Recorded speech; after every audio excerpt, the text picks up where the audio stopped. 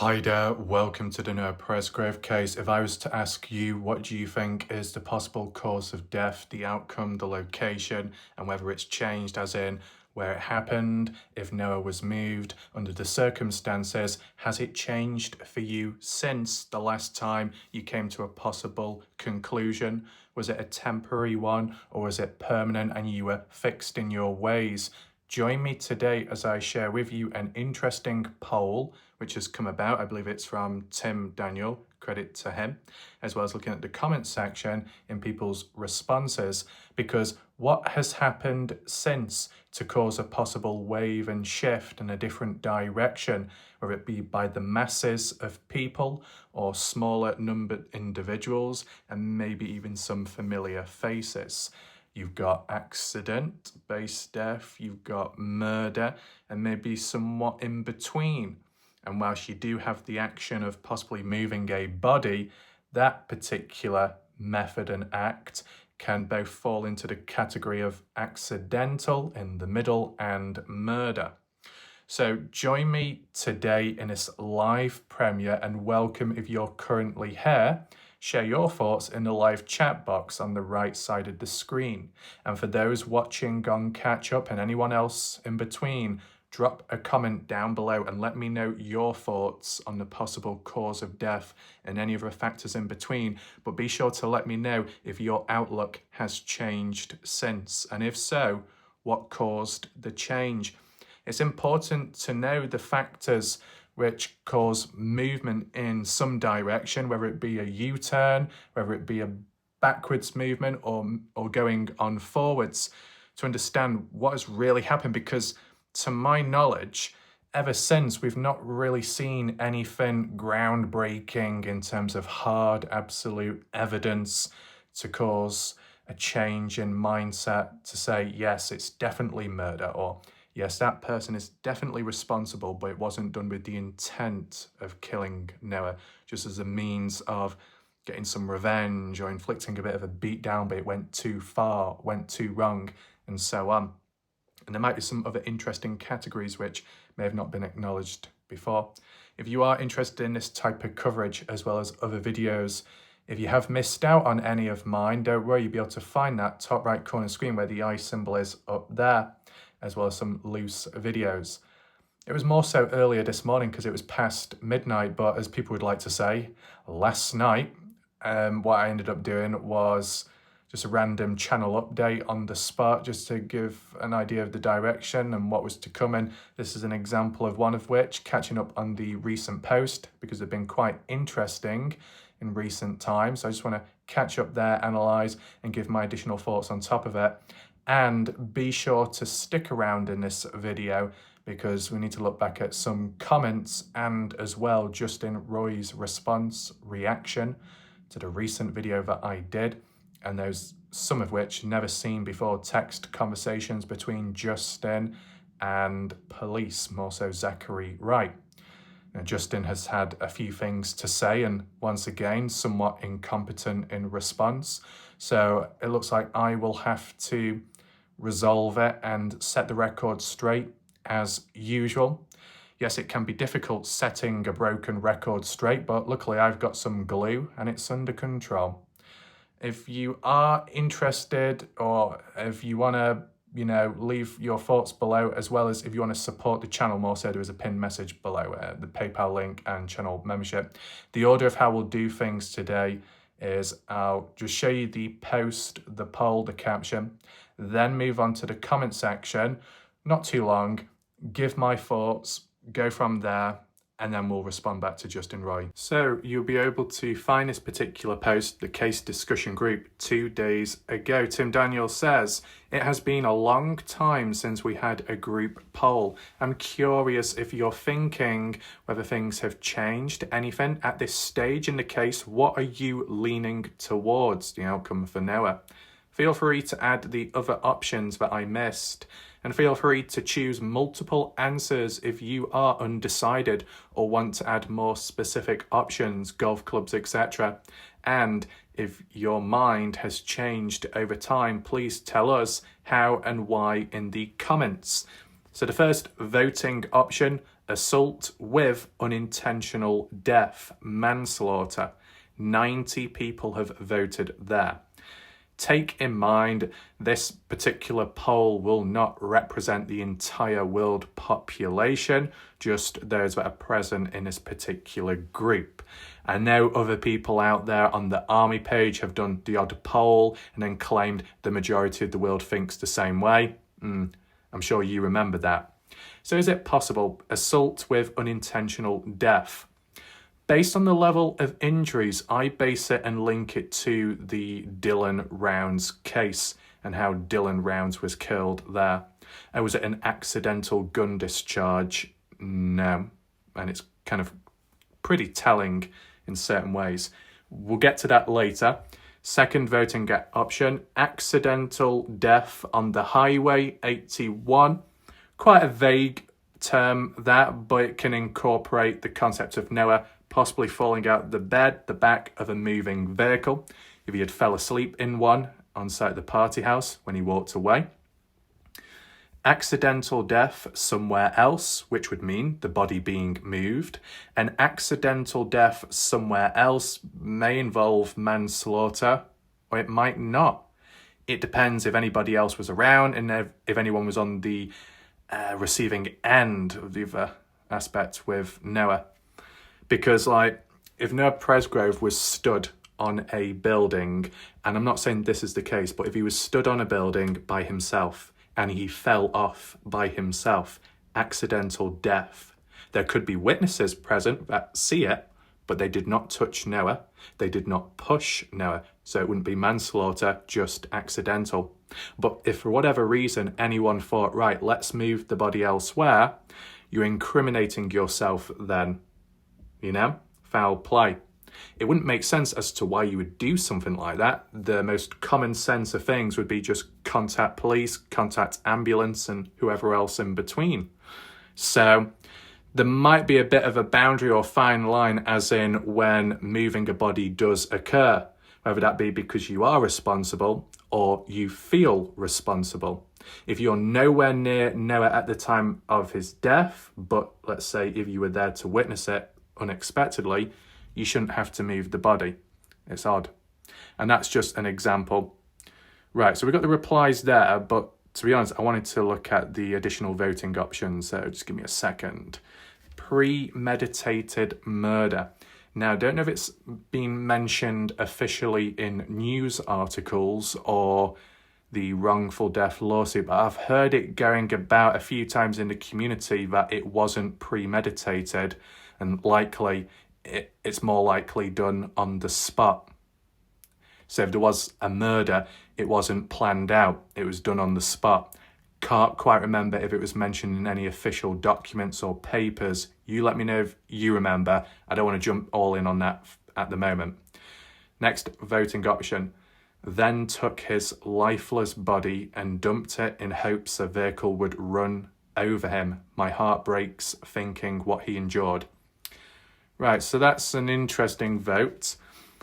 Lifeless body, meaning he's already dead, but as in how he died, unknown of with this particular option. Foul play as in dumping, hoping a vehicle would run over him. Well, if that was the hopes and aims, then why was Noah on the side of the road, the hard shoulder? Wouldn't it have made more sense to lay him out across the road or in some way across the highway, so then it's higher chances of a vehicle going over his body? That's what I'd suggest. If Noah Presgrove was slightly injured but still conscious and awake, it would make more sense to finish him off at the highway, but not at the hands of yourself, so the blood's not on your hand, but by somebody else who's completely, totally unaware of what's to come as they're driving down. Interesting. Next voting option. I think when he walked off, as in Noah 3:30, someone was waiting outside in a truck. They let him walk away from the house and then followed him, knocked him out, and then did whatever. Of course, that's a very interesting aspect, a viewpoint on it, because when I've done my videos in the past, map analysis, I questioned, is it possible that there was a stranger or a partygoer that's a stranger to most people there but was showing up, hanging about, lurking around, or if by some chance it was a passerby who pulled on up on side of the dirt road or near to the highway, and Noah crossed paths, and then one thing led to another. Whether there was any verbal communication or not, a bit of a mystery. But you never know. It's that psychological aspect of, is there a magnetizing effect, a physical, verbal reason as to why anyone would follow Noah down, away from the party, out of line of sight, into the depth of darkness. So Noah is vulnerable by himself, and then someone can blindside, ambush him. Whether they know or not that Noah is a good wrestler, if it's done all in the moment on the spot and Noah's drunk, there's not much Noah can do about that. Next option, then proceeded to beat him because they knew they couldn't whip him one-on-one. Right. Proceeded to beat him as in one person or multiple? You mean done like as a cheap shot because they already knew that Noah Presgrove was good at fighting or wrestling, so they needed like a handicap to get the upper advantage over Noah? Well, if that was the case, that they knew that they couldn't beat Noah, then likely they know Noah in real life, meaning higher chances of it being a friend or a friend. And the next one, just my honest opinion, whatever that means. So let's just check the comments for the elaboration aspect. Marlowe says, in the beginning, I thought foul play due to everything being said in the army page. So it sounds like the army page was a big influencing factor in regards to the general public's outlook. Then, when Caden Pressey made his account known, I started having second thoughts. As time went on, I asked questions in the army page and was told I'm on the dark side, and that if I don't believe his friends were involved, why was I in that group? I got banned. Wow. And Marlowe won't be the first to have gone through that. I was also accused of being related to people. I can honestly say I'm not from there and I actually live in PA. After the autopsy came out and I started listening to everyone's opinion, I started thinking about everything, and I came to my opinion that it was a tragic accident on the highway. Tim Daniel, thank you for letting us respond. So it just goes to show that when people like to blast it and say there is only one side and that's justice for Noah. Oh, if there is really only one side in the case, then why is it that some people from the army page decided to split and push some people away for having a different opinion, a different outlook, which then created a bit of division? And it might come from elsewhere too, but just focusing in on the example here. Like if you questioned Caden Pressey, you're labelled as a bad person, you're labelled as in you're for the death of Noah and you're in on it in some extreme outlooks by people out there. It's crazy. So, okay, the autopsy, part of the reasoning behind changing people's outlooks, looking at the actual injuries caused and what it can be associated with. Me personally, I'm not an expert on autopsies. I hardly look at them because most cases and mysteries I've looked at, either the autopsy report wasn't available or it wasn't exactly needed just because of the cause of death or the way the case was going.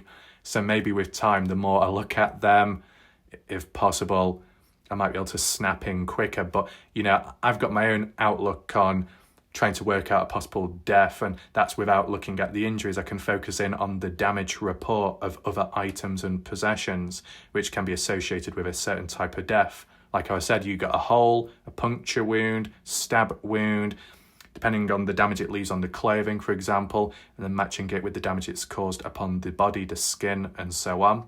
It can tell a bit of a story. And yeah, what else do we have? The Caden Pressey situation. In terms of questioning, I'm guessing that's when Caden and the leaked interview, followed by the contradictions, mistakes made, big discrepancies, which led to Marlowe questioning. Joyce Bergow. Oh, Tim Daniel, I don't have an opinion really. I've always felt he was placed on the highway, and something you already know. Oh. In the very beginning, I thought Noah was murdered until OHP stated they weren't currently investigating it as a murder. Many various months, I thought maybe homicide because I felt foul play.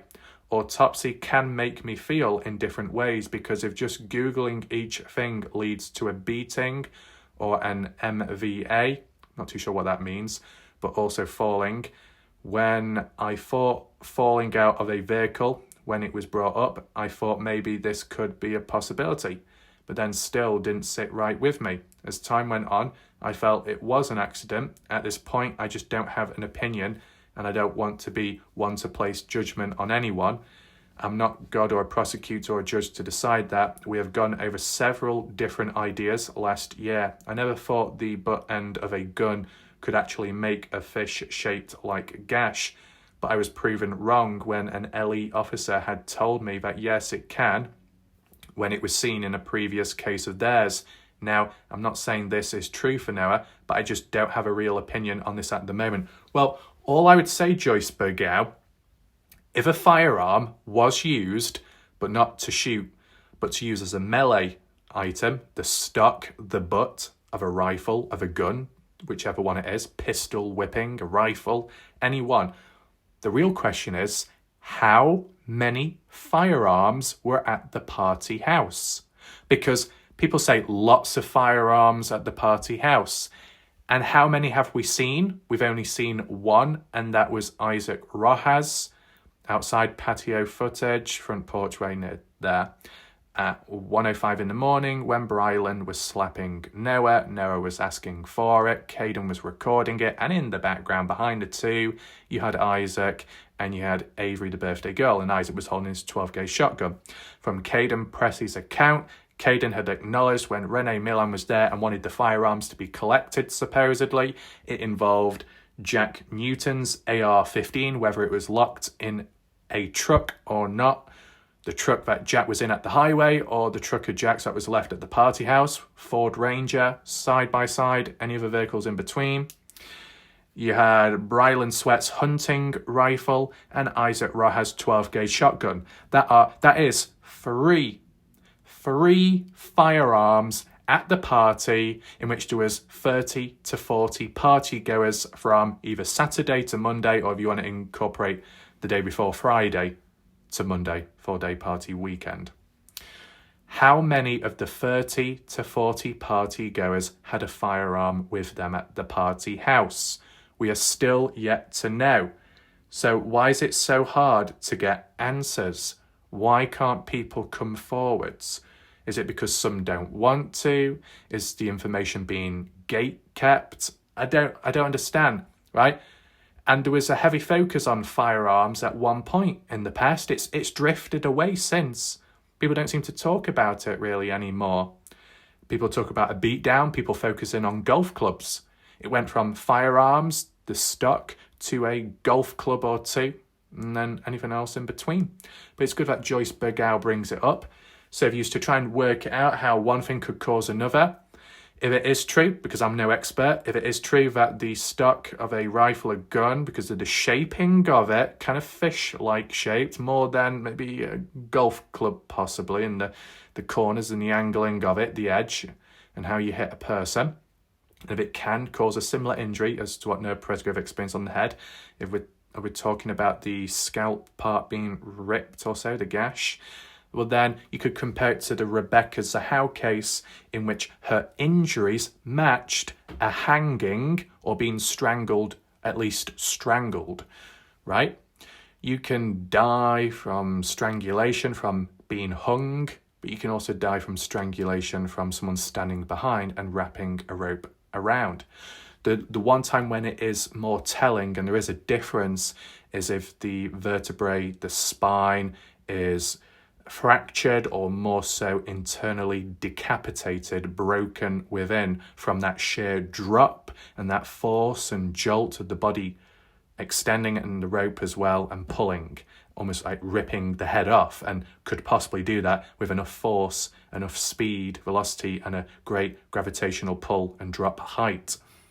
So if you got such injuries like that, it's going to be more of a hanging and less likely of strangulation by murder. But with Rebecca Zahau, she did not experience those typical injuries, what you would expect with a hanging.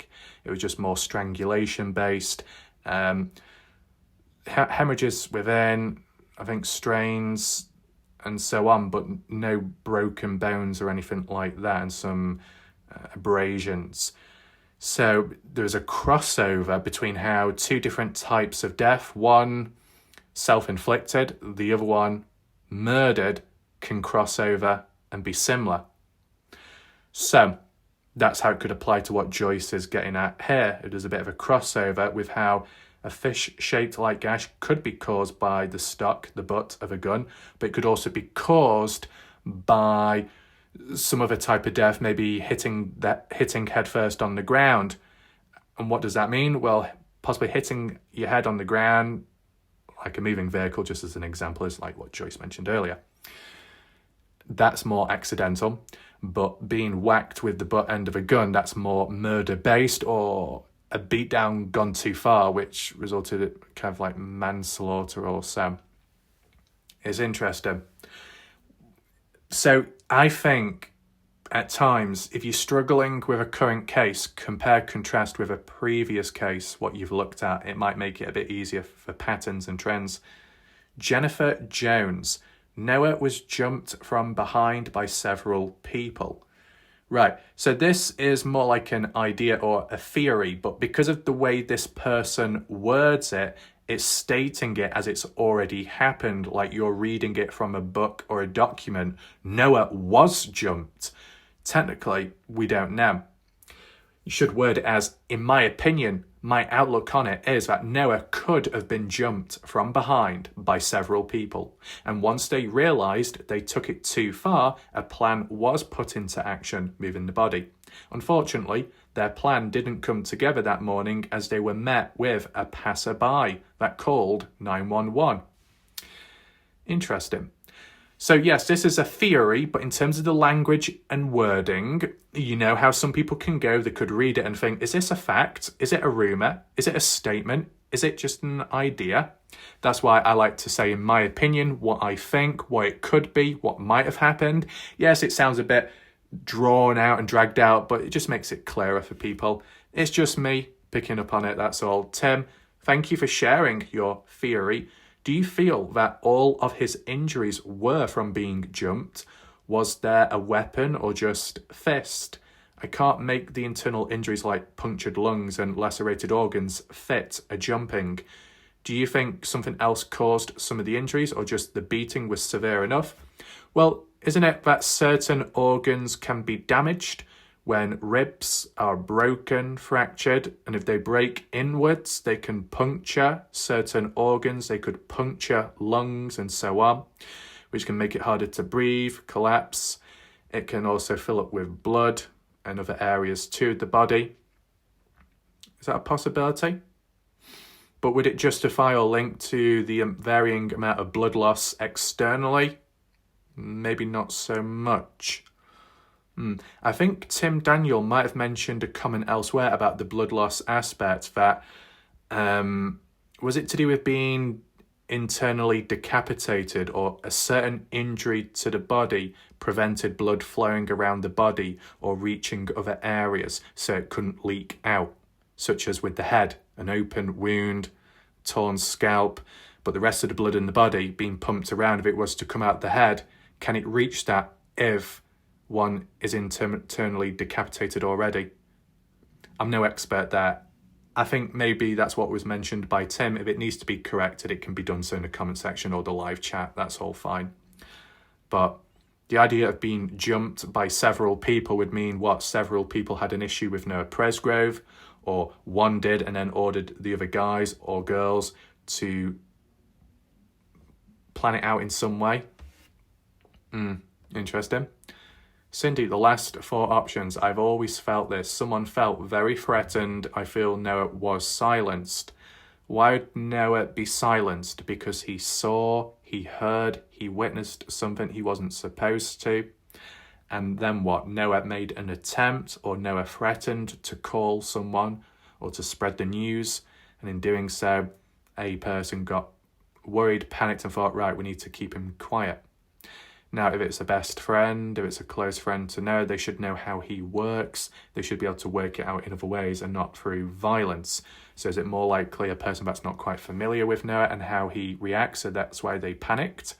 George Chodin, I recently found out that OHP had performed a minimum of 3 inspections on a vehicle. So George, when you recently found out, how did you find out about it? Where did you hear it from? Where did you see it?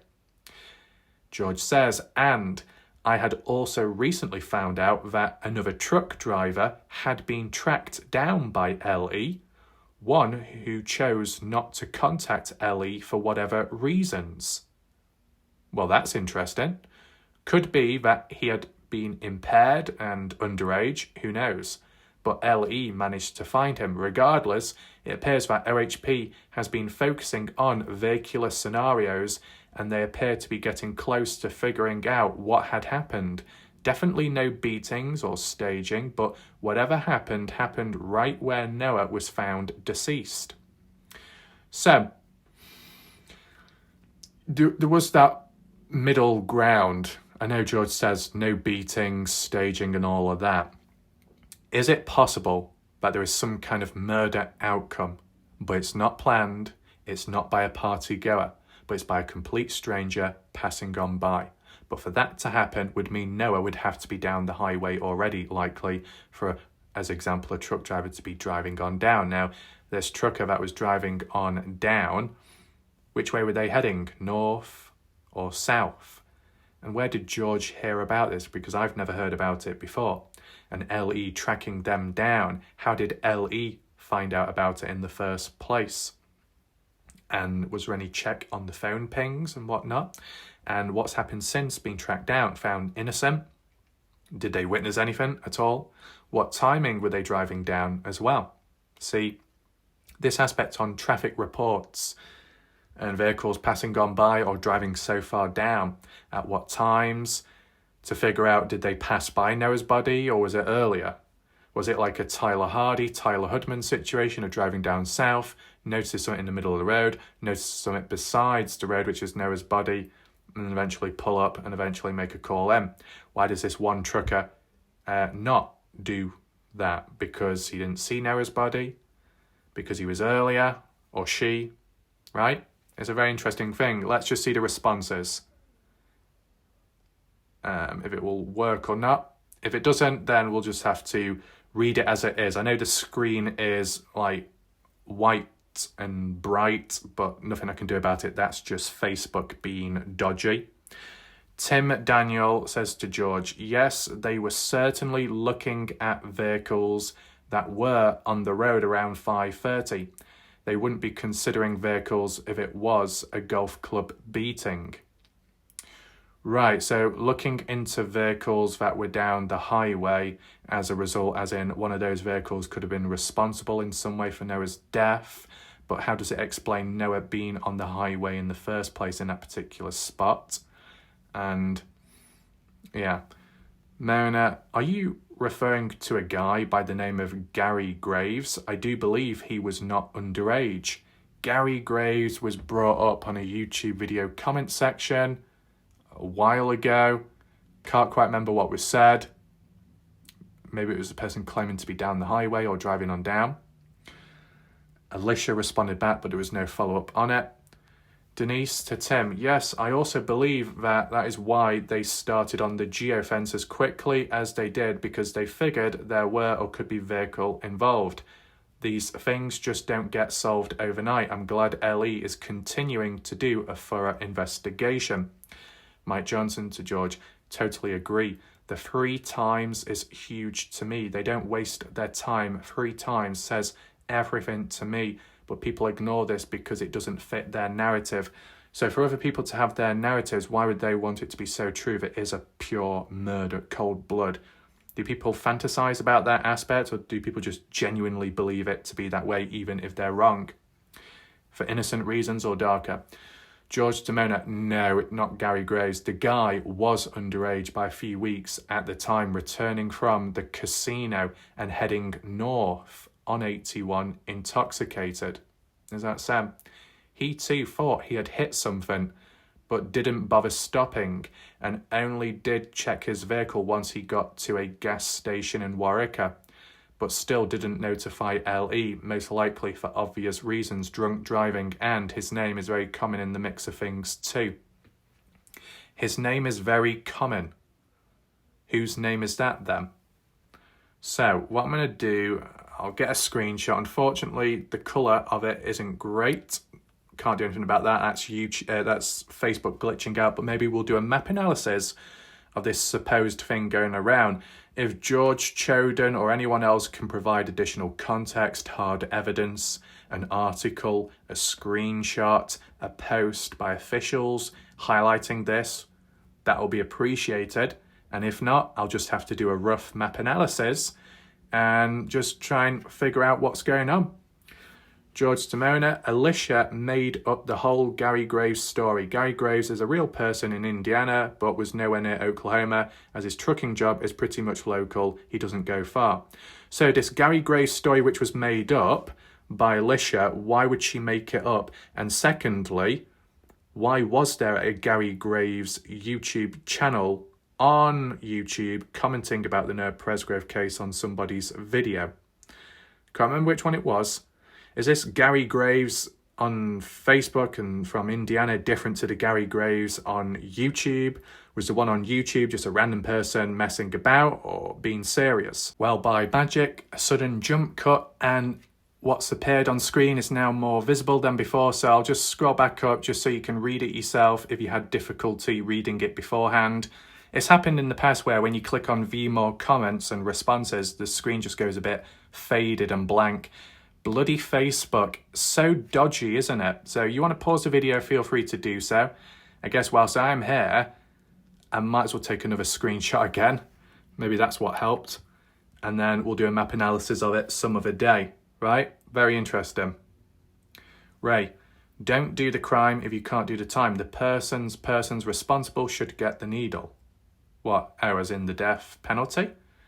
Jalen, I just don't feel that there's enough information out there to vote that it's a murder or a beating of any kind. I'm sorry you feel that way. I hope you're right. Albert, my thoughts are he was to be beaten up and it got out of hand and went too far. Then the cover-up began. He was placed on the road and left for dead. The possibilities of he was to be beaten up. He was, as in it was planned out, that aspect, but the actual death part was not planned out. It's interesting. Apologies about that, just another little jump. Unfortunately, once again, when clicking on view comments, it faded out, so I might have to keep redoing that. Hopefully there's no more comments that do that. Andrea, do you think if that was the case, there would be evidence in the GFN's phone dumps of all the calls, location pings that would have to have taken place to plan and coordinate such a cover-up? I do understand what Andrea's referring to there. So if it was organised as in, right, you lot go and pick this up, pick that up, the remainder stay here, and then I will go here. And you can pick Noah's body up, go in that direction. And then once they've done it, make a phone call. Right, have you done the job? You got it done? Have you placed Noah's body down? Have you done this? Have you done that? That communication, fast, clear communication. But would any of that be taking place when it's partygoers that probably have never killed before and under the influence of alcohol, so their responses, reflexes, verbal feedback, communication could be slowed and not as clear? And would they be thinking, right, should we have our phones on or not? Because if we do, it could link back to us.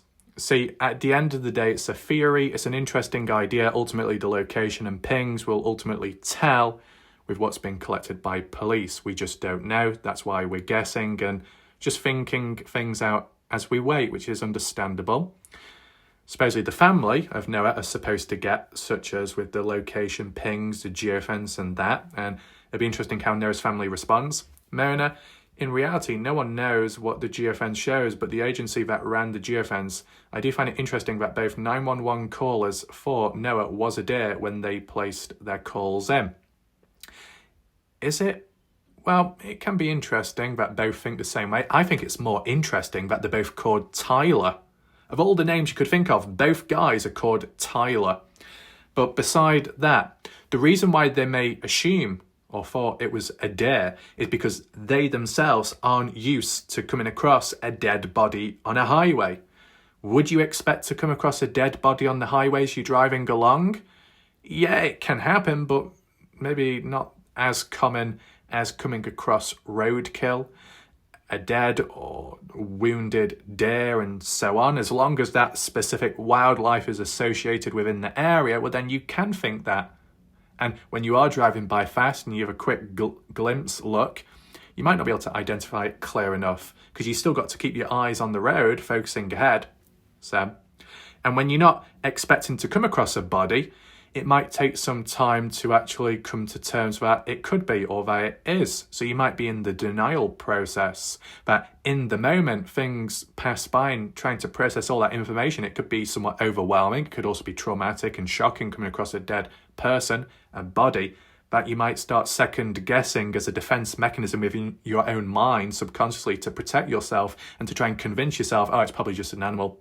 Something which isn't good, but isn't as disturbing as finding a dead body, to protect yourself, to ease your mind, and so on. So that could have been going through the truckers' minds in the early stage, such as with the calls being made. I mean, it was Tyler Hardy that made the reference to the white shorts in the middle of the road, but he did not call them shorts. He did not call them clothing. I think he just said there's something in the middle of the road, something in the middle of the highway. You probably wouldn't be able to know what it is in the moment because you're going by fast. You're looking at one thing on the right, then one thing in the middle of the road, then you're looking ahead so you don't crash. And when you've got more so Tyler Hardy that's, towards the back or somewhere behind, and then there's a convoy of vehicles in front, and Tyler Hoodman is at the front of the packed individually driving his truck, he can't slow down because there'll be a pile up behind. So you've got to keep on focusing, driving along. So there's a lot to process in a short space of time. Mistakes can be made. Misidentifying things is very possible. Andrea, I agree. I just think LE isn't stupid. If they saw phones going to and from the location, this case wouldn't be a mystery and they wouldn't be saying they aren't investigating it as a murder. Just my thoughts. Albert, I have heard so many stories about the geofence phone that I think it's a he says, she says deal. And we've got Tracy again. So, say Ellie has digital evidence, would actual physical evidence be a must if they wanted to charge someone?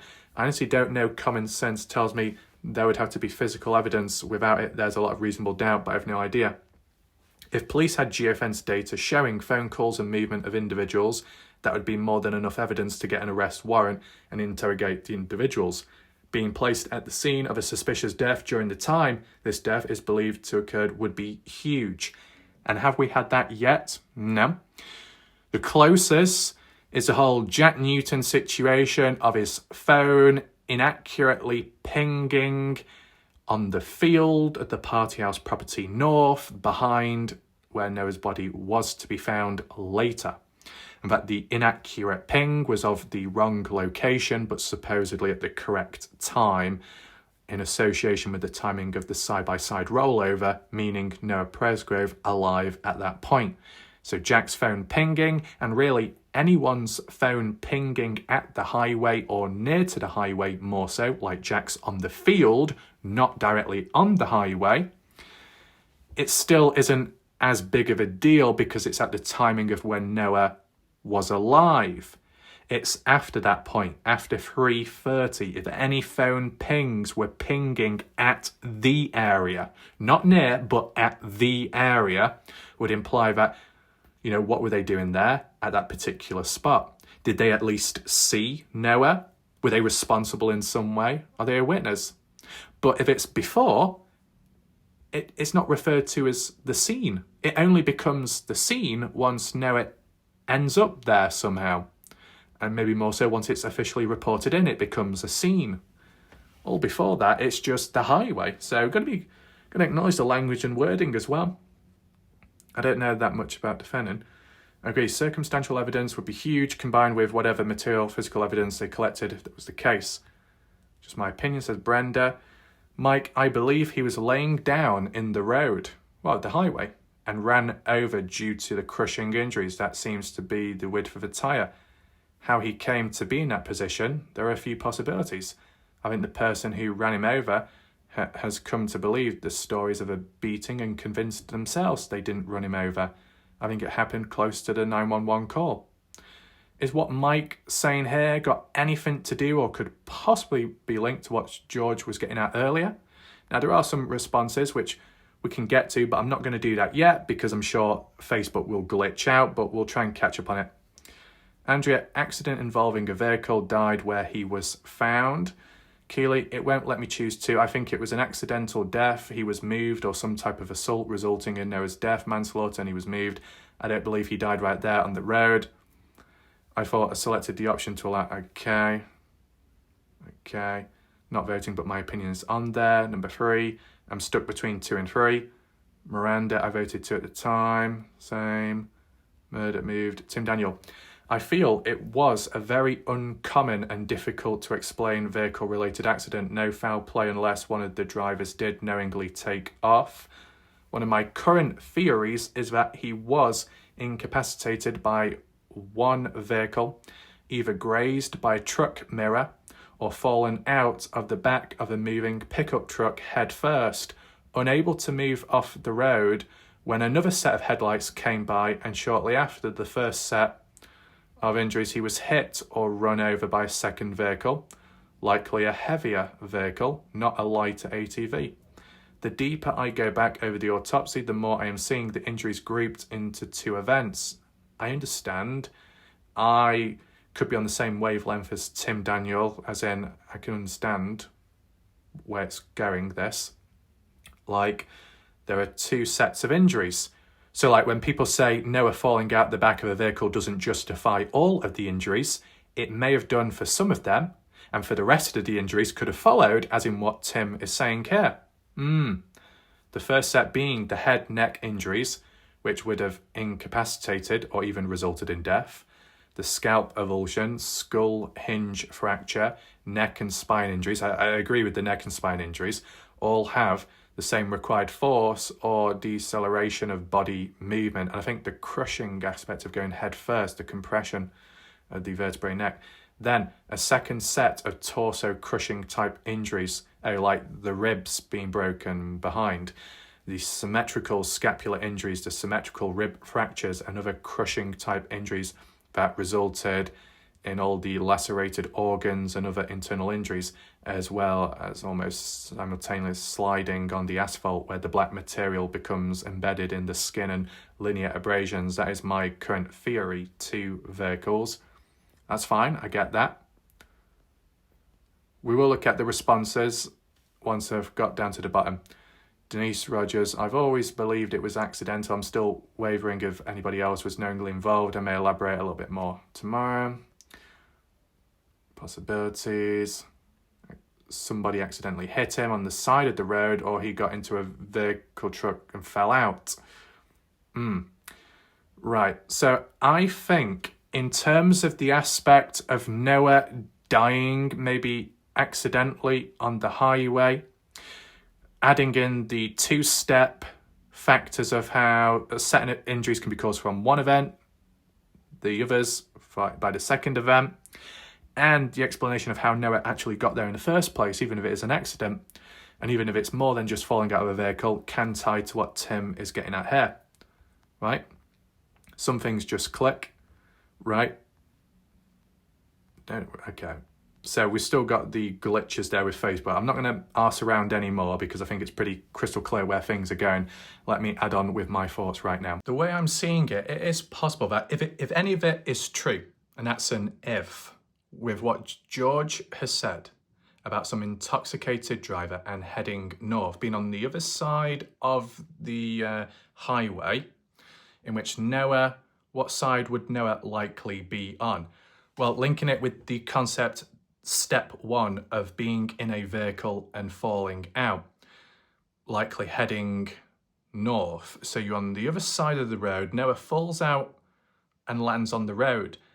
But if it was to link to what George is getting at, as in that intoxicated driver could have been driving along, mix it in, pair it with Tim Daniels' step 2 of once Noah has fallen out of the original vehicle, accidentally falling out, unknown to the driver from party. They're going north, Noah falls out, remains somewhat incapacitated or maybe outright dead. And then the George comment of some guy driving north as well. Has Noah landed on the floor and aligned in the right spot to be made contact with that other guy driving to then somehow run over Noah and to hit something, and then Noah's body is flung or flicked, moved across to end up landing on the side of the highway across the hard shoulder area? Is it possible to all link it together? See, if that's a bit too complex or it's not quite possible at this moment, because it might be a step-by-step thing of trying to work it out, figure it out as for ideas and theories, and people can say, what good do they do? Well, what else can you do in the meantime? If the right people in the background and on the case are figuring it out and have it somewhat under control, that's what matters. And then in terms of the general public, just trying to understand and make sense of it before the actual news does come out, there's no harm in having discussions. As long as the correct language and wording is used, there is no damage or harm done. So just dial it back to my outlook. What has ultimately changed for me? Has it changed since? Well, I think what Tim Daniel needs to add on is my ideas have changed or been modified, not by recent, not by previous, but by this bloody minute in terms of the modification. Because what Tim says, I didn't really question it too much because it just clicked like that, as in the explanation of one thing linking to another. I think Tim Daniel deserves another drink. So if anyone is watching this live premiere, make sure to give Tim some alcohol. I don't know about Jack Daniels, but anything else in between. Don't give Tim too much because I'm sure he still wants to be conscious and everything. Or he ends up typing all kinds of random stuff in the chat. We don't want Tim too drunk. But it's an interesting thing. It complements different aspects and it counters counterpoints. And I think what I will do, with credit to Tim, I'll try and give a little demonstration video once again like I've done previous. And I'll bring you that in just a second. But for me, what drew me originally to the aspect of falling out of a moving vehicle was Noah walking away, and it was once known that Noah did fall asleep in the back of a truck once, a pickup, so if it's happened once, it could happen again, you never know. But then also adding in the aspect of, in terms of the shorts, okay, black, white seems to be white, but how did they end up in the middle of the roadway? What's the point of doing that? What good does that do? Is that normally associated with a staging of a hit and run? No, more so it'll be the shoes, not the shorts. But shorts can fall off in other ways, like if they're tugged or pulled. If you go in one direction, the shorts go in the other. If Noah did fall out of a moving vehicle, his shorts could have catched onto the side of the vehicle. Noah slipped out of them, fell, hit the ground head first, neck first or so. Tumbled a little bit and then stopped. The shorts dangling onto the end of the vehicle, so with the speed and the wind, up breeze, blown him off, and then eventually landing like a parachute in the middle of the highway. And then comes the second part, as in incorporating what Tim Daniel has suggested.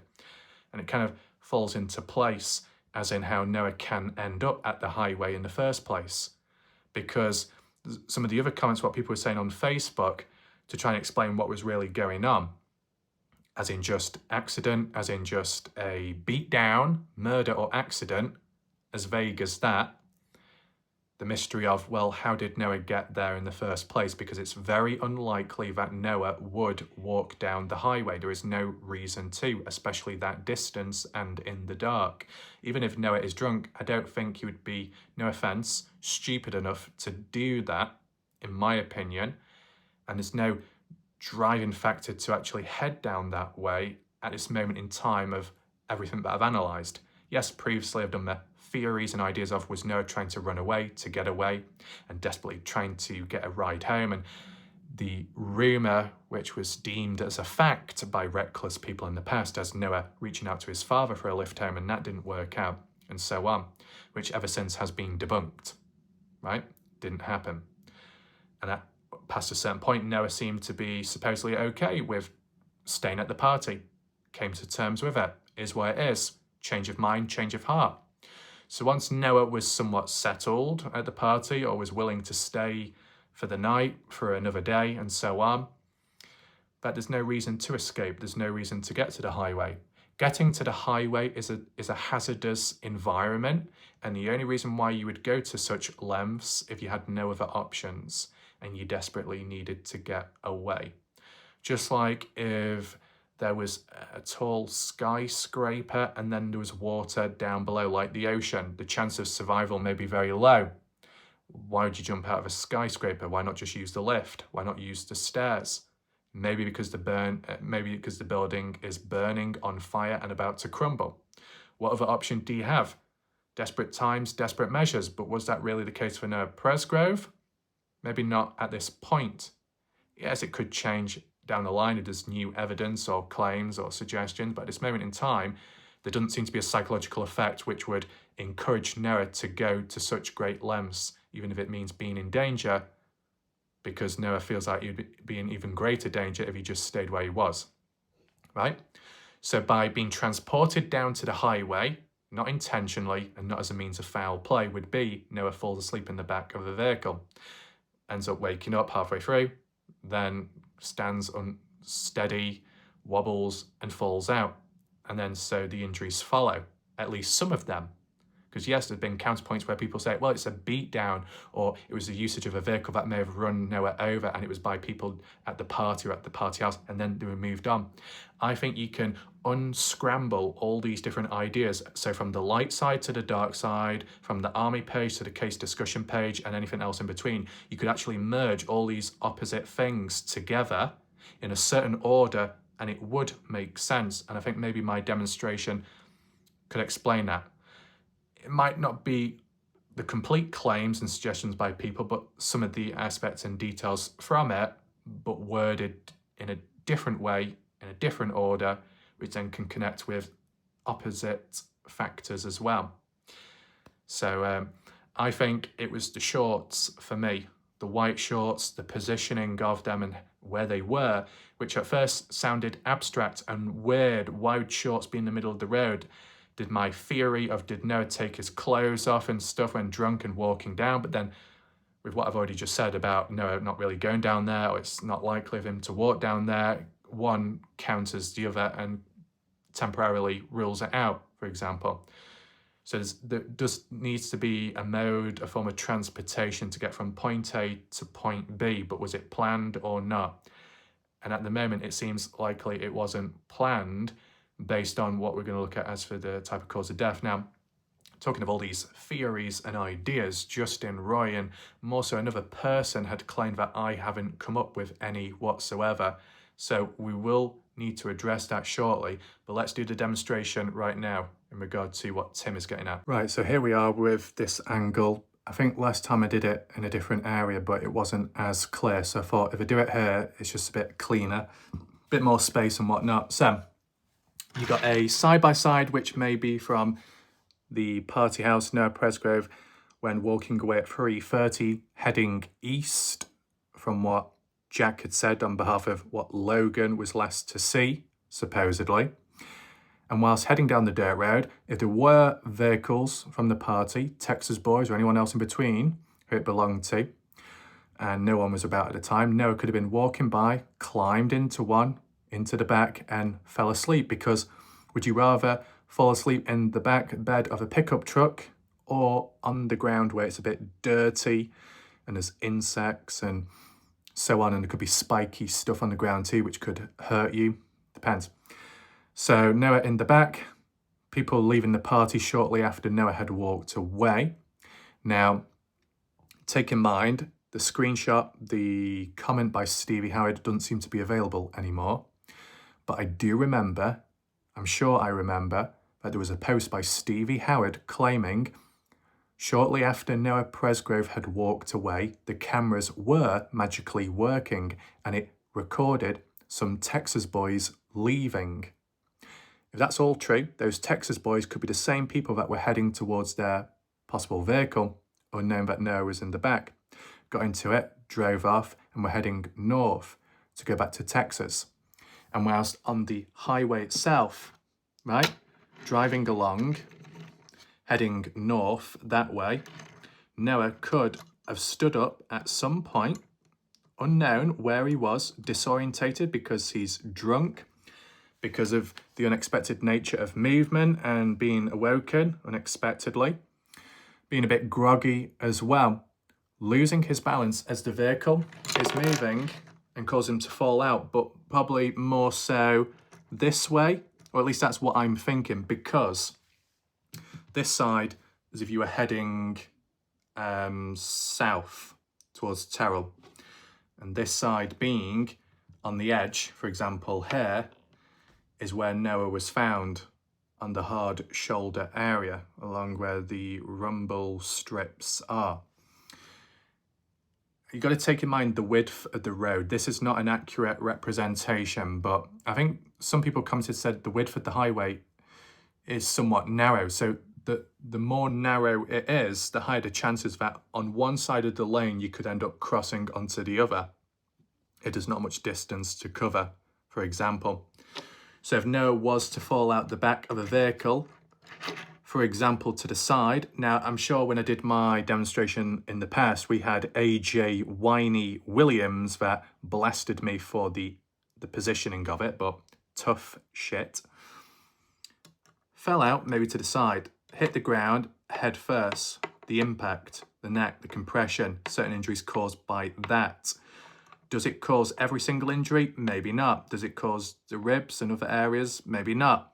Hitting, rolling, driving on, shorts could be attached to the vehicle, and then eventually they blow off and land in the middle. Noah's here now, unable to move and do much. Is he dead? Who knows? Is he somewhat conscious? Maybe. Is it fatal? Mystery. Is Noah crouched, fetal, face first, head up, on his back? Not too sure. The second event to possibly take place, if it links in with what George is getting at, there's a trucker, intoxicated, not looking where they're going, not really focusing. Just as an example, because it's the only decent scale one I could use with what else I've had been using, and the weight of it is a lot heavier. If it was something like this, driving along, not noticing what's on the road and running over like that. But would that be enough to cause Noah to fling over here on the side? You might have to be hit from a certain angle at a certain speed as well. Yes, when you could be ran over, if you're on the ground and then you're ran over, whether you're dead or alive already, but it can shunt the body in a certain direction. It would have to be this way, maybe diagonal, right? As the vehicle hits, is it clipping the leg area, flinging him over here? Maybe not so much the leg area, because there wasn't that much damage reported on the lower body. It was more upper body, kind of torso area, and the back as well. Whether it be Jody Barth or another person suggested there was crushing injuries, like something was on top of Noah. Ran over, driven over, and then reversed back on or so. A vehicle heavy enough could be able to cause those crushing injuries one time, and the amount of wheels can vary as well. Is it just 4 wheels? Is it more than 4 wheels? And so on. Is there a trailer or not? Going over the body, just make sure it's in line so you can see it a bit clearer. Right, going over the body like that, pushing. But if you go over it completely in a certain direction, it was mentioned, I'm not an expert here, but it was mentioned by some people that if Noah was to be run over whether it be as a staging, in the process of staging a hit and run by partygoers, that you'd have to run over the body with a vehicle in a certain direction to not cause track marks on the body. Now, I don't know which way around that is, whether it's that way or if it's that way, vertical, head first, right? Or it's sideways. I don't know, whichever way it is, to not leave track marks, tyre marks. But to be run over completely like that, what direction is the body going to go in? You know? It's like if the person was stood up and they got hit by an oncoming vehicle, more so lower down. I'll do it sideways just so you can see it clearer. Hit with an oncoming vehicle like that, if it's low enough, you can roll over the bonnet, over the top, and then eventually land there, for example. If you're hit at a certain angle, it could fling you that way. Or if you hit from the other angle, clipped, right? Clipped from the side can make you spin out. That's what you got to acknowledge as well. That's why some roadkill is just completely flat out on the ground, because they got hit head on and ran over by the wheels. And because it's lower down the animal, it's going to make contact with the lower part of the vehicle. Whereas if you're taller, there's a taller object, more likely to go over. The exception would be if you do have a truck, if you have a big vehicle, because of the height, the truck normally being bigger than the person, scale issue here. You're going to get hit. There's no real chance you're going to be able to roll over a big truck like that. You're just going to get hit head on, and then you're going to be flung back, right? I know it's hard to see here with the zoom and stuff, but I'm trying. Hit head first, and then you flung back. Hit slightly at an angle, you could fall off that way. So it's trying to work out that if, when Noah Presgrove had fallen out of the back or the side of a moving vehicle, which I believe Zachary Wright suggested at one point in a conversation, private, falling out, landing in some way, head first possibly, face up, face down, this way, or that way, or that way, and for another vehicle to finish Noah off if he isn't dead already, and run over, cause crushing injuries, but no track marks on the body, no prints. But if that links to the suggestion by George indirectly, and a trucker heading north, same direction as a side-by-side or pickup earlier, what's the time difference between when Noah could have been in the back of a moving vehicle to fall out to when another vehicle was coming by? Was it shortly afterwards to run over Noah? And was Noah face down, flat down? Was he crouched? Can't see it. Will it work? Was he crouched like that? Was he bent over like that, half getting up? All comes down to how fatal the injuries were, the very first event of possibly falling out of a vehicle. Instant death, or was he somewhat okay? Was he half okay? Was he on the verge of death? And then ultimately finished off by that. This second event can be more so to argue the aspect of it originally being an accident, and then a second wave, a second event explains the extent of the additional injuries elsewhere, which may not be consistent with falling out of a vehicle, but it is consistent with a vehicular-based event of a different kind. So you're incorporating what the dark side suggests of Noah simply falling out of a vehicle and none of the partygoers being responsible and oblivious to what's happened. And then you've got the claims, the link of people from the light side, the army page, that believe a vehicle was involved in their mindset, though, by partygoers, and Noah's run over in some way, on purpose or afterwards to try and stage it as something, right? So you can see how, is it innocent completely? Well, with the two different events, the first event being unintentional, possibly by the hands of some partygoers.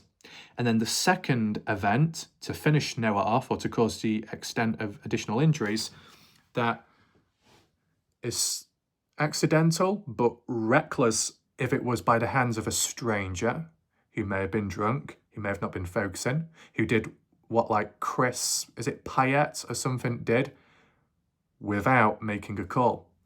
Because Chris was driving down the highway at some point down the highway, don't know exactly where, said he hit something, thought it may have been a hog, but he called police immediately. And after that, they checked his vehicle, or they checked it out, and it was all okay. The fact that the person was conscious enough to make a call quick is good. But this so-called other individual, supposedly, that claimed to have hit something but didn't call police about it, could that link to this suggestion by Tim Daniel? And there's a bit of a crossover there. Recklessness in driving, complete stranger to Noah, vehicular-based death or vehicular-based additional injuries on top of the previous ones. It is possible. You know, it has happened. A few years ago in the UK, something about a woman was either crossing a road, she was hit by one vehicle, landed somewhere in a certain condition and way, then a few seconds later ran over by another vehicle, flung the other way, then ran over by another vehicle, and then eventually died. Ping pong all over the place. It can happen. One event followed by another. In a space of time or back to back, that's the ultimate question. So you let me know if you think there's a possibility here. What we do need to do now is respond back to some of those comments. Here we are. It's Gary Douglas from one day ago on a video of mine in recent time. I think the thumbnail is to do with a police background and Noah Presgrove on the front of it. Whether it be to do with Justin Roy or not, the theme, it might be because of Justin commenting on the same post. But regardless, let me just read this out and then respond back immediately. Gary says, after all the time you have spent, Raf, investigating and analysing this case, I can hardly believe you haven't come up with a theory. Not multiple, but just at least one. Raf, you haven't come up with a theory of what happened? Several other people have. And my response, obviously, you haven't been watching or following my channel close enough. Now, 6 people did give Gary the thumbs up, meaning 6 other people are just as dysfunctional in struggling and not being able to pick up on what I have covered. Whether that be watching a video all the way through, or just at least acknowledging the thumbnail and the video title, the map analysis and all that, it's as if Gary has no clue that those type of videos exist, but I do have some proof and evidence which we'll get to a bit later. Gary's response, with all due respect, I have attempted to follow closely, but the monotonous tone of your presentations makes it difficult to get all the way through every post. Rarely has anyone on the internet used so many words to say so little. So what would you rather me do? Do impressions of different people, different accents around the world? Do I do a bit of a crossover collab with someone, Joyce Bergow or anyone else in between? I'm like, okay guys, you know who I am by this silly tone of voice. My head is on backwards, meaning I don't see things that straight. Join me today as I share with you some interesting facts, which are actually just rumors, and I switch and change sides so many times, more times than Joyce Bergow has hot meals. Is that what you want me to do? Or you want me to do a bit of a, maybe when the Tuesday comes about and I'm like, yeah, you know, I'm just trying my best. I got a bit of a sore throat, yeah. But, you know, I'm still supporting some people in the background, even though I like turning on wall like Raf at times. I just don't see things. I do need to learn. I got a lot of learning to do, yeah. I'll get there someday.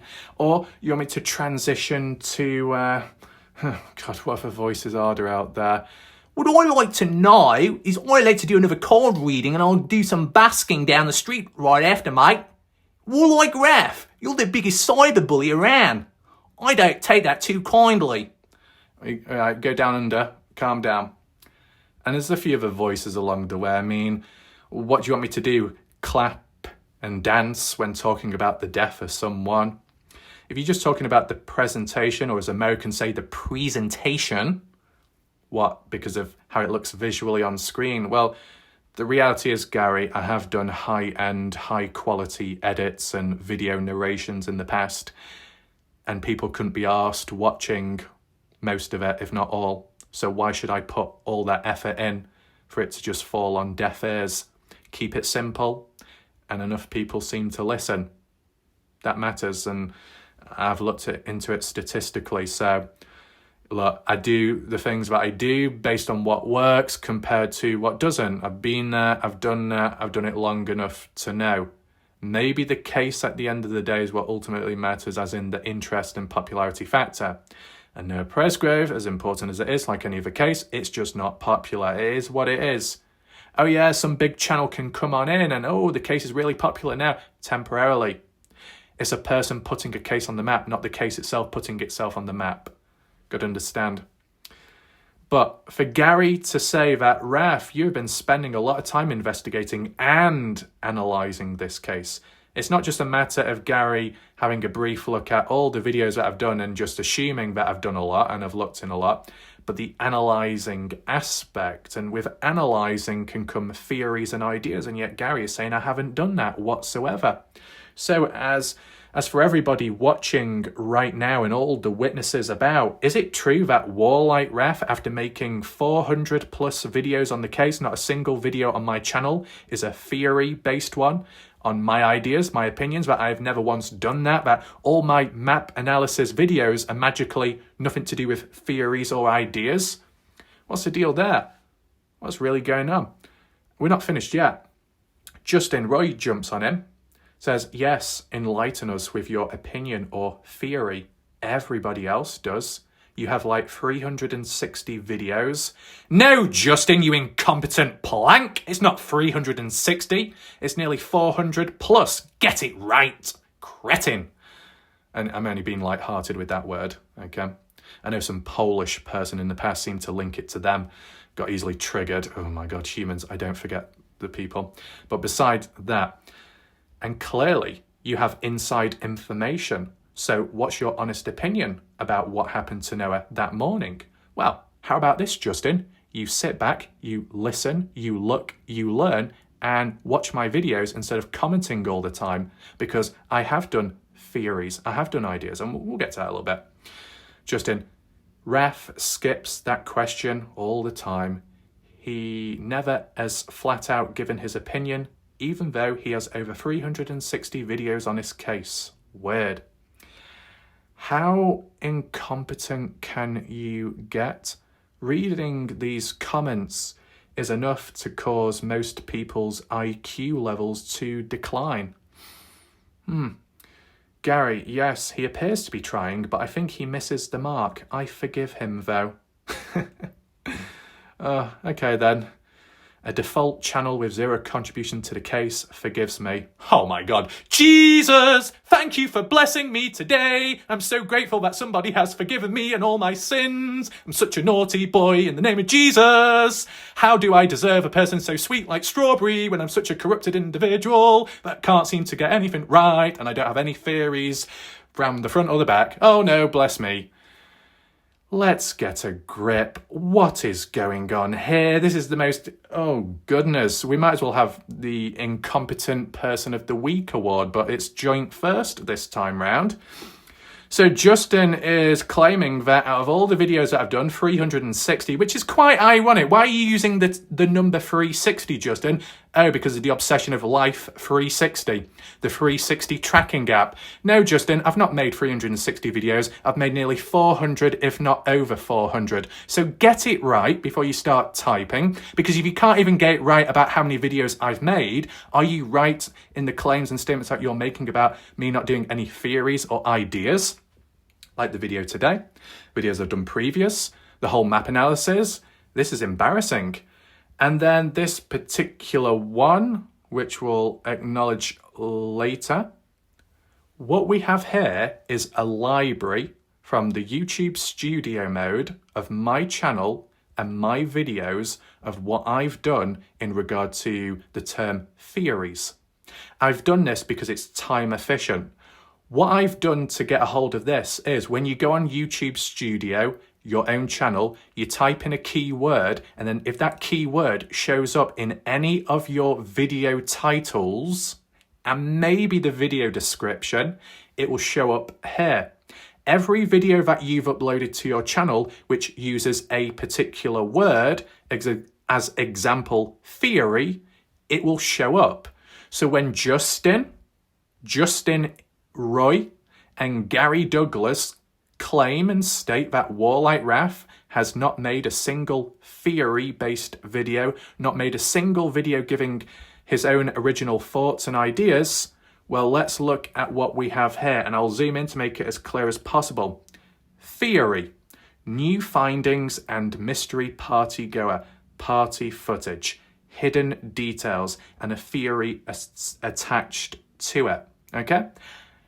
It won't show the full title of the video because the length of it, but if you go searching for it, you'll see the full length of the title.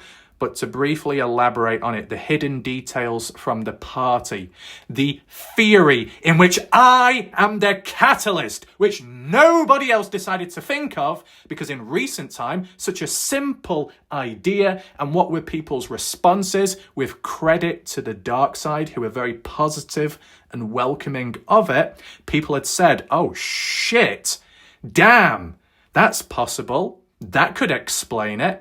The theory in terms of how items are lost. You look at the videos, you will find them, Justin. Oh, look, theory, new findings and mystery party-goer party footage. The truth behind the most important piece of evidence.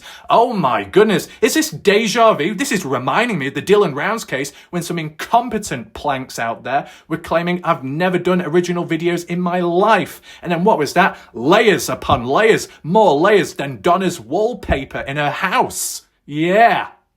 And it was just constant videos of mine, an original, and I read them all out. And then what was that? When Jan Fiorillo, #1 times bestseller in making false claims and jumping the gun a bit too much at times and focusing in on claiming that Warlight Raf is doing bestiality with a horse, even though it doesn't really exist, only in her mind. But Jan Fiorillo falsely accused me that I grew my channel off the Noah Presgrove case, but I did a video in depth showing that my most viewed videos have nothing to do with Noah Presgrove. In fact, my own original videos of music, over 200,000 views. On a mystery short clip in recent time, well, kind of recent time, it's slowly reaching 300,000 views. Is that to do with Noah Presgrove? No. But do people claim that it will be? Yes. Did they get it wrong? Absolutely. And it's just happened again with Justin Roy. So I was the catalyst in recent time, 2 weeks ago. New findings from the party footage, which I picked up on, which other people did not. Old footage, yet I managed to find new things within it. I was the one. I was the catalyst. And credit to the people that listened and took it in terms of Noah losing items at the party. Oh, is it all about foul play and darkness, as in items being taken away, disposed of and destroyed? Or were they lost over the course of days? There is video footage and proof of Shandon, the blonde girl, slapping Noah and the glasses falling off Noah's head, more so off the hat. Did he pick them up? Who knows? But was there any footage after that point, video footage, Sunday, Monday, that showed Noah wearing them? No. So the last time that Noah was wearing them and the first time we saw them fall off could be the beginning of when he started losing items, and so on and so on. Did anyone else pick up on it or really mention it before? No. Did I do a theory based on it and added on to the theme of maybe items lost but not through foul play and not all at once? Yes, the video shows it there. So, Gary, oh no, where's Gary? Gary, you want to come on over here right now? Check the video out and you might understand a thing or two. Yeah, right. You come on, Gary. Don't you worry. Long time no see. Look at this. 2 weeks ago. Where you been? What you been trying to do? You said that I've got a monotonous voice and I sound too basic. Well, look right now. Look what I'm sounding like. You probably don't even understand what I'm sounding like. You probably think I'm a fucking alien from Mars. Yeah, right. I come from Mars. Close to somebody else out there, out of this world. I'm sure someday I'll be crossing lines with them with the... I don't know. I don't care. Whatever. You get the idea, don't you? So, What else do we have? The truth behind the most important pieces of evidence, a new theory in terms of golf clubs, my own theory, adding on with my own thoughts, how they could have been disposed of, what could have happened to them. Maybe it was opportunistic behaviour. Oh my goodness, Justin Roy. You want me to start barking like a dog?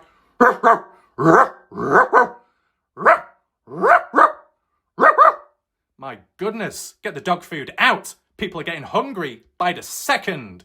Because it just so happens that Warlike Raf did a video in the past. A theory-based one, as in items, opportunistic behaviour, what items are about. I was the catalyst. I was the one that highlighted when Brylan Sweat slapped Noah at 1:05 in the morning and ran away and the camera panned around that in between the grain shed or the shed, the barn, where the light is, the lamppost and the porchway overhanging. In between on the grass, there was a cinder block or a brick. Was that picked up? Was that used at the time of when whacking Noah over the head?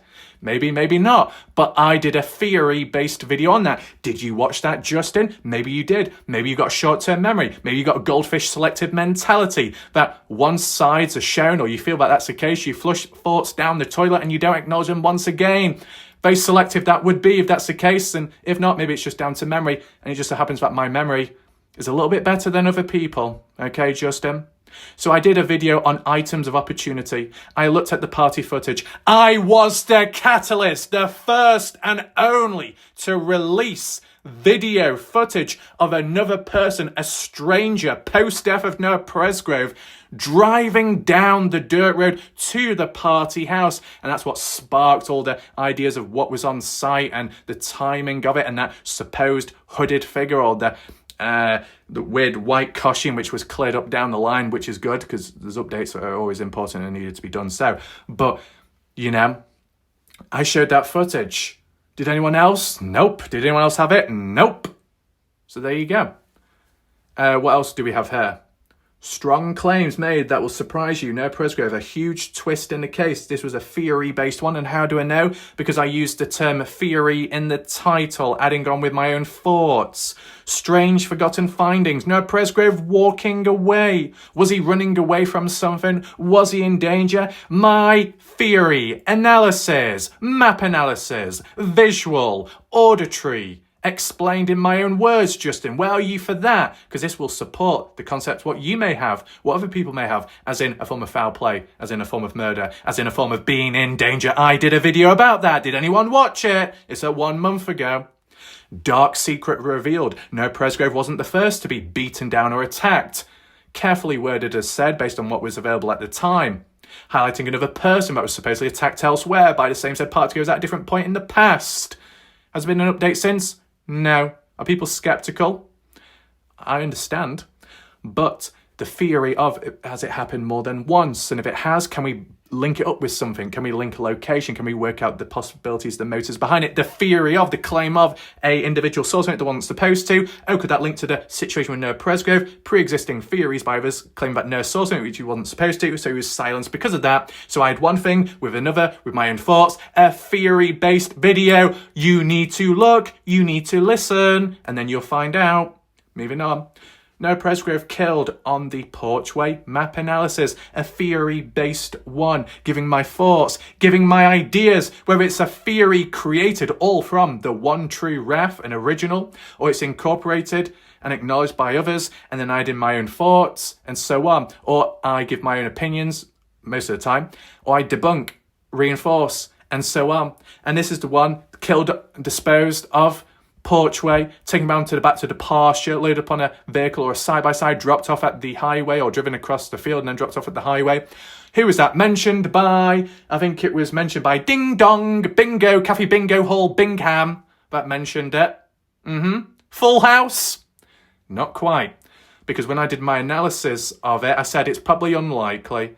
With the witnesses about and the noise and just a closeness on the porchway, you're going to kill Noah in a small space, and the evidence and the blood it could leave behind, then the cleaning, and then other people on the other side, on the inside of the house. It just doesn't seem likely. It seems hard to believe. But I did a theory, I did a map analysis, I visually mapped it out as in the possibilities of it. Justin, did you watch it? It's 1 hour long. It's 1 month ago.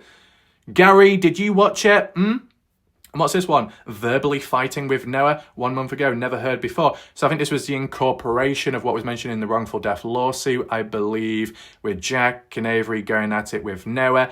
No time given, but I did my own theory. I did a theory map analysis of maybe it's when Noah walked away at 3:30. Maybe it was just a little bit before when Noah Presgrove had called out Avery. The bedroom debacle, one thing linking to another. Then Jack maybe defending Avery on behalf of Carter because Carter's sister's with Avery and Avery's sister with Carter and Carter's girlfriend to Jack and Jack's the boyfriend. So looking out for one another, getting in the good books, defending one's honour or one another's honour, and so on. And Noah walking away, the psychological magnetising effect, which I already described in my own theory in the past in a separate video. Why are people not keeping up, right? If people want to lock in and have a go at me, be careful, because got to take in mind that what you're complaining and whinging and whining about, I might have already covered before. It's just coming down to, have you watched it?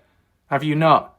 Did you watch only 30 seconds and then instantly summarize everything within it, even though you're probably wrong? Likely the case. Maybe the videos or the style, the length and so on might not be for everyone, but when it doesn't apply to everyone and when not everyone can watch or go all the way through, they can't start be making lots of claims and bold statements because they're kind of stabbing and talking in the dark when they're not in a position to be doing so, right? What's this? Oh my god, is this another page? More theory-based videos? Yes it is, by Warlight Wrath. Oh my god. Let's take a look at it. How did Noah fall out the vehicle? A theory, a breakdown, a demonstration, hands-on approach. Oh, giving my thoughts, my opinions. Justin says, are you giving your thoughts? Are you giving your opinions? Where are they? And the other guy, what's he called? Gary, is saying, well, he's trying his best. He's not quite there, not quite nailing it. Oh, so this video not good enough? 5 months ago, did you bother watching it? Probably not. Texas boys heading north with Noah Presgrove, a theory based on that, in the back of a vehicle, with the thumbnail in the bottom right saying accident. Giving my thoughts on the possible cause of death. Did people not bother watching that? Strange comment by Avery Combs found. Noah silenced. Which one was that in particular? I'm not too sure about that one, but it's a theory-based one. Injuries without damage to clothing, fell out of a vehicle, as in no damage to clothing. The clothing was still attached to the vehicle as Noah fell out and then the shorts blew off and landed on the ground. I seem to be one of the first and only few to mention that aspect particular. Did Noah defend himself? Bite marks, self-defense, giving a theory, a concept on the possibilities of that, my opinions. Did you bother watching that, Justin? New interesting theory regarding the white car driven. Oh, the whole talk about the white car. A strange encounter on the highway out of nowhere, side by side at, what was it, 4:48 or so? Was it 4:48 or 5 in the morning? Woman, but the woman didn't talk about it. It was a friend of the woman online, which isn't good enough. Going down south, down the highway towards Terrell Casino, and so far down, end up coming across a side-by-side which came out of nowhere on the hard shoulder or so. Was that a side-by-side that was searching for Noah at the time? Was it in the process of disposing of Noah or just finished disposing of Noah? They would like the theories, the ideas, the map analysis, which are labelled out, the distance, the time.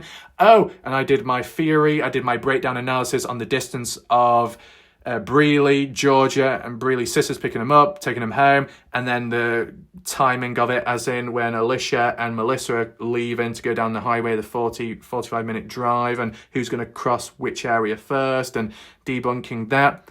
And then the situation with Caden Pressey, the lake theory, the theories in the past about a lake and going somewhere to dispose of evidence, as in other partygoers.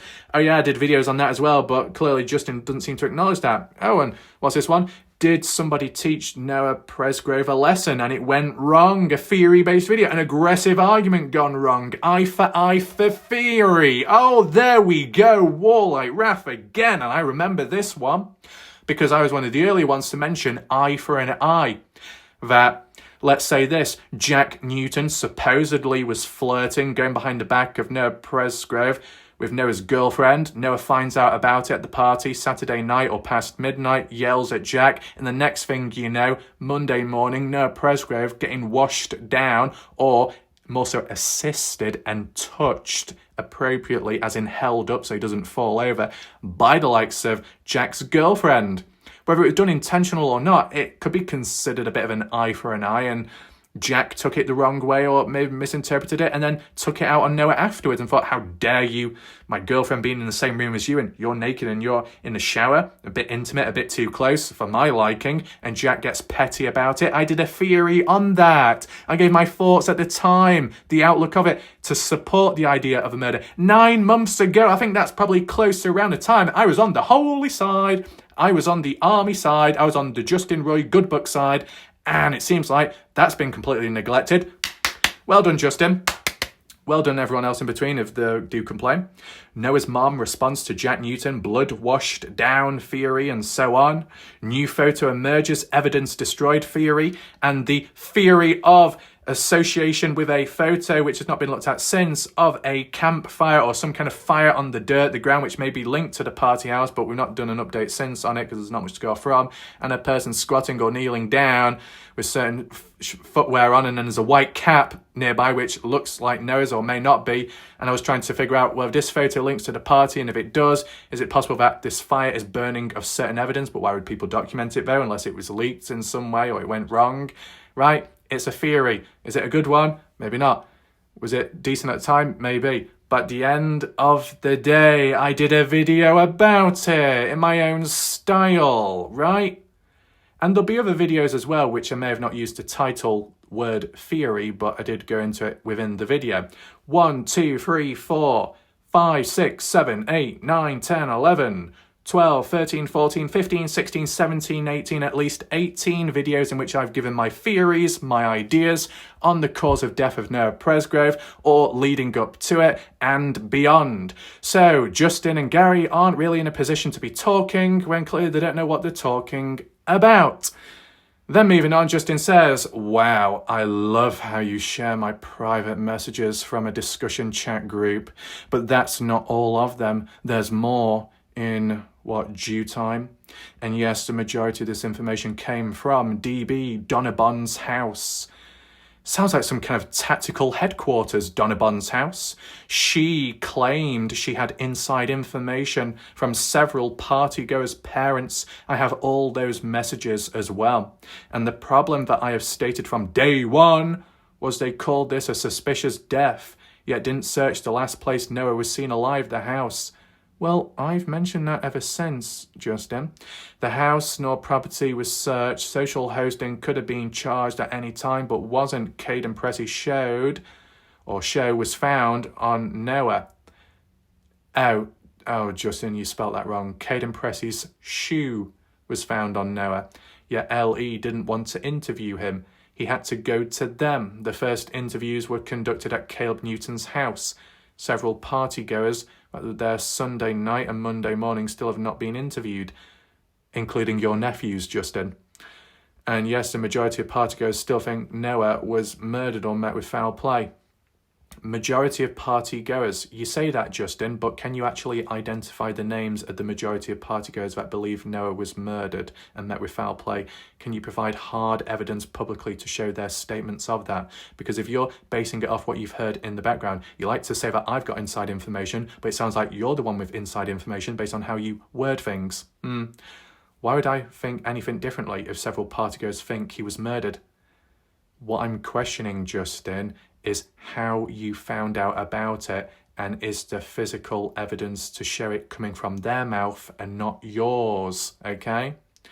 It might be easy for you if you've seen it, if you've got access to it, you've heard it in some way, but for the general public, they're just expected to know. They're expected to just nod their heads and go along with it without actually seeing the evidence themselves. Surely you can understand that, Justin. What else do we have? Last thing, why not share all the text messages? Why only share a few? Well, the simple response to that, Justin, I can only do an analysis and I can only look at what's available. So in all fairness, Justin, you could be in a position to say, well, then that means that it's selective. But I don't make the choice as in that. What's shown and what's shared by other people, you, Justin, could call them out for having a selective, one-dimensional, twisted narrative. But then in all fairness, from the dark side to the light side, both ends of the spectrum, in some ways, at some point, may have been responsible for not showing the full context, on purpose or by accident. Okay, Justin? If there are more screenshots and more things that need to be analysed, I'm okay in doing so. But if I don't have access to it, then I can't do a video about it. By now, Justin, you should know that, because the last time and the time before when you said, why am I not doing this and why do I not know that? It's because I've not been shown it, it's because I've not seen it, because it's been removed, and so on. I can't expect it to know when I don't know in the first place, right? And what else? Justin says, I do admit, I got some very bad information from Donabon's house and a few other people, but they were private messages, not public until you made them public. Why are you bringing up old messages from 2 years ago? Well, the question is, Justin, why are you, Justin, bringing up old messages from a year or so ago when it came to George Choden that was speaking bad about me? I was aware that George didn't like my videos, as an example, in the early days, right? And then after that, it was all okay. And then a year on or months on, you suddenly decide to show some old screenshots and say, hey, look, this is what George has been saying about you, Raf. What was the whole point of that? Use old, outdated comments by George to try and build a fire within me, so then I would go after George and tell him off like a naughty boy and maybe get the whip out as well. Didn't happen. Sound like divide and conquer. I'm sure there'll be other examples and areas along the way. The thing is, Justin, it's about comparing and contrasting and documenting and understanding how things have changed with time and how drastic have they changed and so on. And I did explain it in my video if you listened close enough, okay? So, yeah, there's a lot said here, but there's been some important responses too. All in all, interesting video. Hopefully you found it as interesting as I did. Kind of on the spot this with a video idea, but it just goes to show, as like with the channel update last night or past midnight this morning, why it's so important to acknowledge the other post by other people on Facebook pages. Credit to Tim Daniel. Tim Daniel, credit to him in regard to being the catalyst in the post, the discussions, bringing people to that place to be able to share their thoughts, and then leading to George saying what he's saying, which is interesting. Do I believe in it 100%? Well, I've not seen any hard evidence, and it's new to me, so I can't just suddenly nod my head, right? But just the concept of what Tim is suggesting, 2 events, one of which I've given my theory and is thinking of in the moment, besides the other stuff, because it makes sense in regards to certain stuff, the shorts, where they landed, and the concept of how they're away from Noah's body. That can explain that more than a hit and run, in my opinion. But then some of the injuries to Noah, which may not be justified or linked enough to falling out of a vehicle alone, if it's followed up with something else shortly after, that's possible. Just like, and people should be able to relate in some way, even if they're opposition, like the people that claim Noah Presgrove may have been beaten, attacked, and it went a bit too far. Then people thought, you know what, we might as well go overkill and inflict even more damage onto Noah, whether he's dead or alive, just inflict even more damage, so then we can change it up a little in a certain way, so we can make it seem like something else when it's not. So if there was a beatdown gone wrong, not intent to kill Noah, but with an intent on the spot, heat at the moment, with fueled by alcohol and rage, to teach Noah a lesson, what would the motive be for that? How Noah treats girls? Avery triggered because Noah was with Logan and saw to Logan first as in the bedroom debacle, then treated Avery as second best and then called Avery a fat beeb. So Avery was disrespected by that, and then someone else thought, let's teach Noah a lesson on how to respect people. I don't know. But then again, if it's that bad when it comes to disrespecting girls at the party, from what Caden Pressey had said about Travis Monson, supposedly, it's been said from what others on behalf of Caden passed on, that Travis was picking up girls physically, placing them on the countertop and being very rude to them, as well with Colton stealing alcohol. Isn't that not enough to be taught a lesson, as in respect and how you should treat, for example, the opposite gender and so on? But if it was ever tried to be justified, or there was a motive behind it, as in people beat Noah up because of how Noah was towards some people at the party, then how come the same didn't happen to Travis Monson then, who claimed to have been accused of doing more and much worse in a way? Got to be a deeper reason, a deeper motive, possibility behind it for it to be a beatdown gone wrong. But Like I said earlier, I believe, with Dylan Rounds was shot multiple times in the head. That wasn't accidental. That was bang, bang, bang by James Brenner. It wasn't just accidentally holding the gun up. Oh, accidental gun discharge, shot him. Well, let's accidentally shoot Dylan Rounds again. Bang. And let's do it one more time for good luck. Accidentally. Oh, sorry, I just shot you 3 times, one after the other. I believe it was a single shot, or what do you call it, it was a handgun basically. Yes, you can have an accidental gun discharge where it might go into full auto and it might fire off multiple bullets all at once and it catches you off guard. There can be exceptions there, but with Dylan Rounds, it was like a handgun, a pistol, one shot, bang, followed by another, followed by another. Not going to be an accidental gun discharge. It's not is it Alex Baldwin? Is that the guy that accidentally shot someone on set? Wasn't done with intent, but done for manslaughter or something like that. Well, with the Dylan Rounds case, it was just outright murder, and there was desecration. There was foul play of moving the body, burying it temporarily, moving it on, and then burying it again for good, right?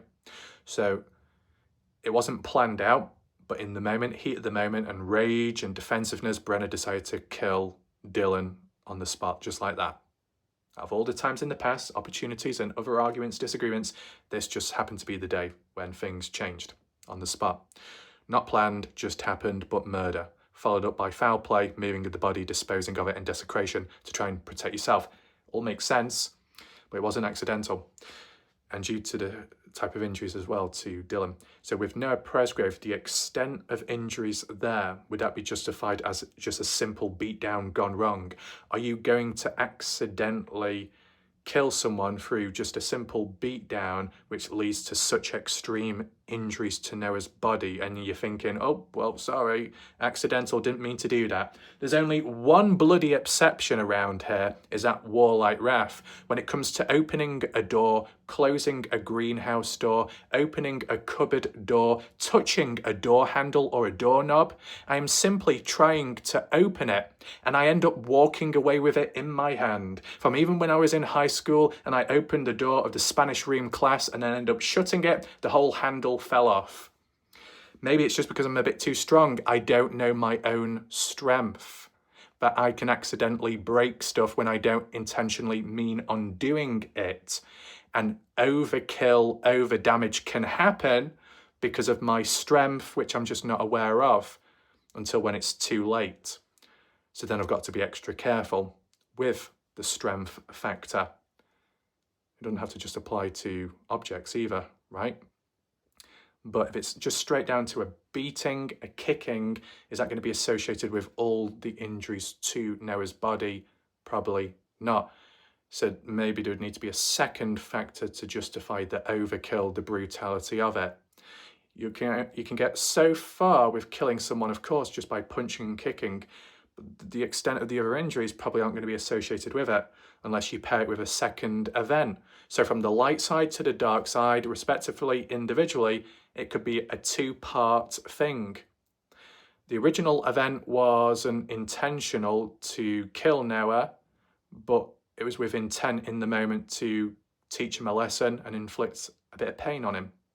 Revenge for some reason. Found out it went too far, and it's like, well, shit, we need to move the body on because obviously we're going to get caught up within it because we've laid our hands on Noah.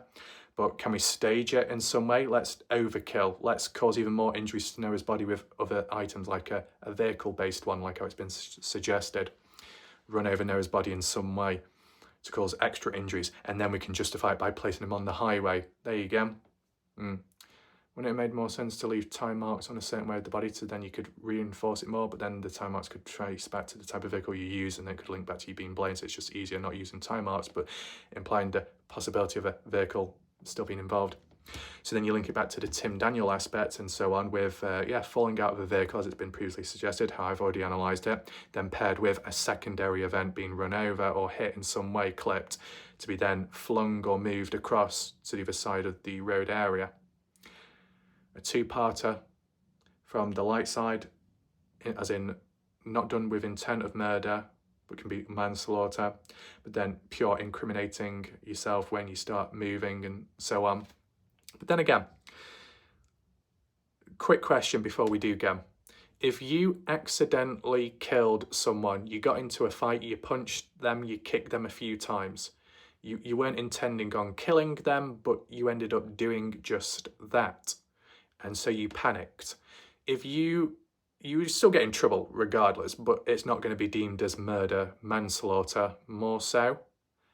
What happens if you're involved in a manslaughter case, or originally it's deemed like that, but one additional factor. The moment you accidentally go too far and they end up dying, before you move the body, you end up causing additional injuries, like overkill, like repeatedly beating, kicking, striking, using additional items on top of that, which could be associated, if Noah was still alive, the intent to kill, the intent to finish off. But if Noah Presgrove was already dead by the hands of somebody else and it's treated as manslaughter, if it's found out that once Noah had died, if the other person then continued beating Noah, continued inflicting more damage and beyond to try and stage it as something else, yeah, there's charges for that. I guess a form of desecration, a form of tampering, and so on. But is there any form of indirect murder just because of the aims and the methods and the brutality you're inflicting upon a dead body in which you killed them not with intent in the first place? Does that make any sense whatsoever? It might not be a thing, but I just thought I'd bring it up there. I think we'll leave it there for now. It's been quite deep. We'll see where it can go from here and other discussions in between. I'm sure there can be some video ideas, map analysis and possibilities. I've given a visual demonstration today. Maybe we need to do a map demonstration as well if need be. Leave your thoughts below. Share the video if you want. Hit the thumbs up and that'll be appreciated. My name's Wallite Raf. I'll see you next time. Goodbye. Good night for now.